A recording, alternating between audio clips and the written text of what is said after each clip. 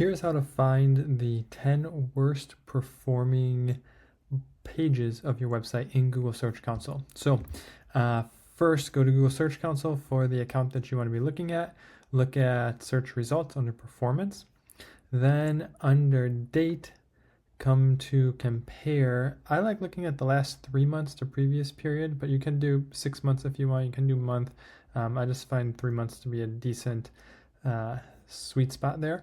So click apply. This is going to now show you, over the last 3 months, their Google Search Console data. So this account has actually, it's improved over the last 3 months, which is good.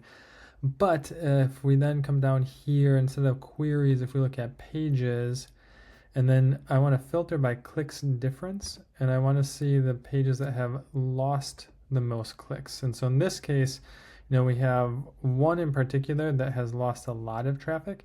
And so that's going to be one that we want to focus on. Then there's other ones here that have gone down some. And so anyway, what we would do at this point would be take